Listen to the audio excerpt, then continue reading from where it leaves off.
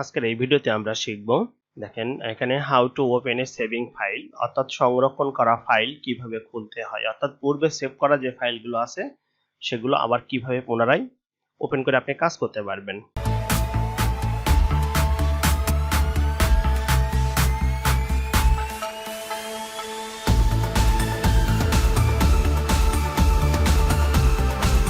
তো দেখেন প্রথমে আপনার স্টারে আমরা ক্লিক করে আমরা আমাদের মাইক্রোসফট ওয়ার্ডের যে ফাইলটা রয়েছে মূল ফাইল সেটাকে ওপেন করি।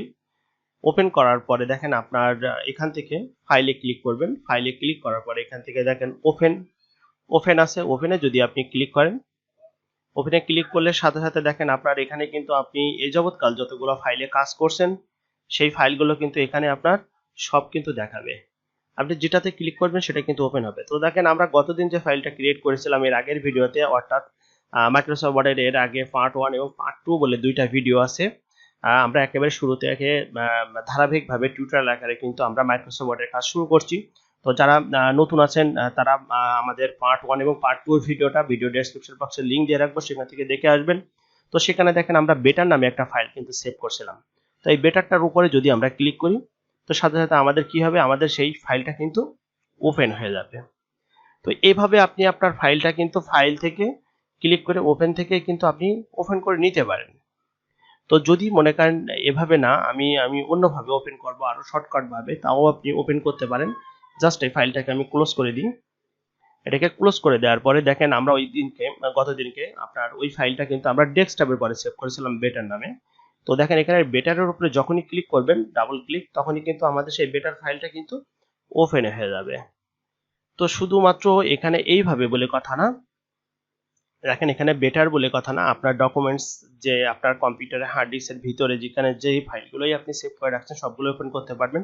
তো সেটা ওপেন করতে গেলে কি করতে হবে, যেমন আমি আমার কম্পিউটারে যে ফাইলগুলো আমি মাই কম্পিউটার বা দিস পিসি যেটাই বলেন, যারা উইন্ডোজ 7 চালান তাদের হয়তো এখানে মাই কম্পিউটার লেখা আসবে। তো দেখেন এখানে ঢোকার পরে আপনার কম্পিউটারে যে ড্রাইভ থাকবে, ড্রাইভের ভিতরে আপনার ডকুমেন্টস গুলো সেভ করা থাকবে নিশ্চয়ই। তো দেখেন একটা কথা আপনাদেরকে বলে রাখি, আপনাদের যে গুরুত্বপূর্ণ ডকুমেন্টস আছে কখনো সি ড্রাইভের ভিতরে আপনি সেভ করে রাখবেন না, কারণ সি ড্রাইভটা যে কোনো সময় ক্র্যাশ করতে পারে বা নষ্ট হয়ে যেতে পারে যে কোনো কারণবশত। মনে করেন আপনার সি ড্রাইভটা যখনই আপনার অর্থাৎ উইন্ডোজটা যখন আপনার ওপেন হবে না তখন সি ড্রাইভের ভিতর যা থাকবে সব কিন্তু আপনি হারিয়ে ফেলবেন। এক্ষেত্রে আপনার সবচেয়ে গুরুত্বপূর্ণ পরামর্শ হচ্ছে আপনার মূল্যবান যত ডকুমেন্টস গুলো রয়েছে সেগুলো কি করবেন, ডি ড্রাইভ বা অন্যান্য যে ড্রাইভ গুলো আছে সেই ড্রাইভের ভিতরে আপনি আপনার একটা ফোল্ডার করে আপনি সেখানে কিন্তু সংরক্ষণ করে রাখবেন। যেমন আমি আমার এখানে কিন্তু ডি ড্রাইভের ভিতরে দেখেন মাই ডকুমেন্টস বলে একটা ফোল্ডার করে রাখছি, সেখানে কিন্তু আমি এখানে কিন্তু সেভ করে রাখছি। দেখেন মাই ডকুমেন্টস এর ভিতরে ঢুকলো, আমি এখানে অনেকগুলো ফোল্ডার করে রাখছি, সেখান থেকে দেখেন আমি আবার ক্যাটাগরি আলাদা করে রাখছি।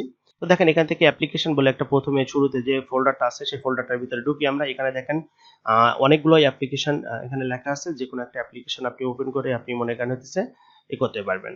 তো দেখেন এখানে আমি আবুল খার স্টিল মেল্টিং লিমিটেড চট্টগ্রামের কাছে মনে করেন একজন একটা অ্যাপ্লিকেশন লিখে নিয়ে গেছে, সেটা আমি এখানে লিখছিলাম।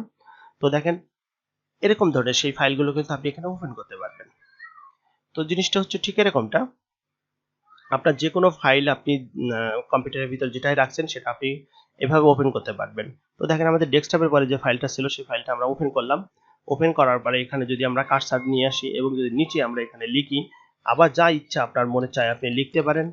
এবং সেভ করতে হবে কিভাবে সেটা গত ভিডিওতে আমরা দেখিয়েছি।